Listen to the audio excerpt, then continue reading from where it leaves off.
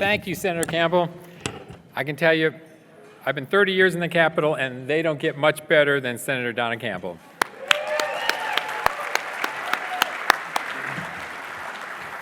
To everyone present here at the Hilton, Austin, and everyone watching online, welcome to the Texas Alliance for Life 2020 Annual Benefit Dinner. For those of us here in this enormous ballroom, isn't it great to be with hundreds of other people? All of us following CDC guidelines. Am I right? Texas Alliance for Life is a statewide pro-life organization of people committed to protecting innocent human life from conception to natural death using peaceful legal means. We are based here in Austin. We believe that all life is beautiful. All life is worth fighting for, and Texas Alliance for Life has been doing that for 33 years. My name is Dr. Joe Pojman, and as Senator Campbell said, I'm the founder and executive director. 2020 has been a tough year for all of us. We all know there's a pandemic called COVID-19. We will probably all have been or know, we probably all have been or know someone who has been infected or even passed away. I certainly do. That's why I so appreciate so much our board, our staff, and our volunteers, and you for being here to support the mission and activities of Texas Alliance for Life. And we are here because there's another pandemic with a huge presence in the United States and in Texas. It's called abortion. We all know that, right? It's been around for decades. And each abortion claims the life of an unborn child and harms the mother and the father.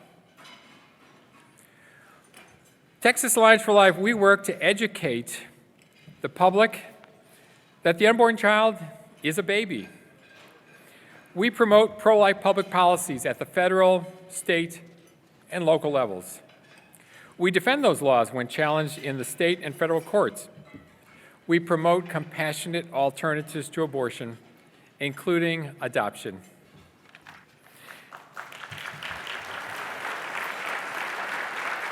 This is an election season. We have a very active political action committee, a state PAC, to promote pro-life candidates for state and local office.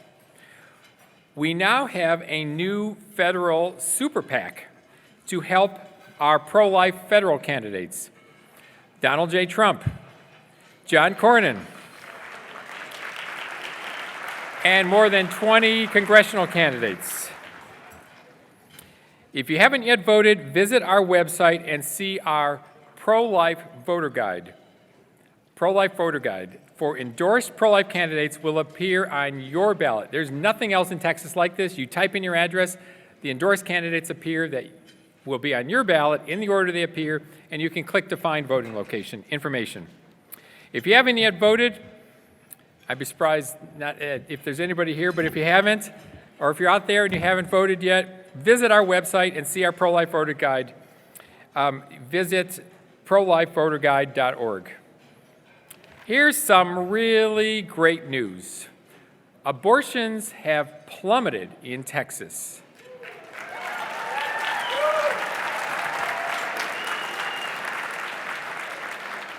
Ten years ago, in 2010, Texas saw 77,000 abortions that year. Now, the latest year we have numbers for, it's dropped to 52,000, a drop of 25,000 abortions per year. It's just incredible, isn't it? I think of the children who are now 10 years old, 9 years old, or younger, who are going to school, who are growing up, and are going to be great citizens of our state and of our nation. Children whose lives were not claimed by abortion. Yes, I know we've got a long way to go, but we have made so much progress in this state.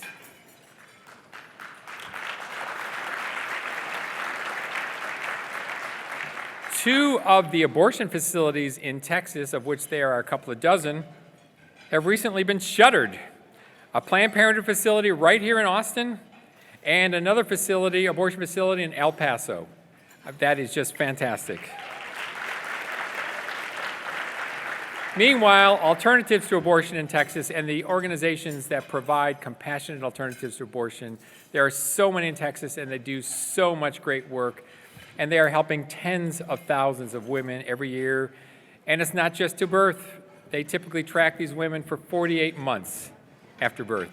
So they're doing so much great work, and there are more of them all the time. But the challenges are great. We know that.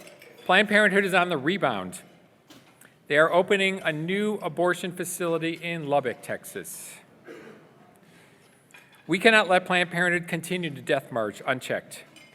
Pro-abortion forces are pouring millions into political races in Texas to knock off Senator Cornyn, to take away pro-life members of the U.S. House, greatly weaken our pro-life majorities in the Texas Senate and the Texas House. They're trying to take out these judges who are conservative and have high integrity. They're trying to take them out with this enormous amount of money. So that's why it's so important for each to get out and vote.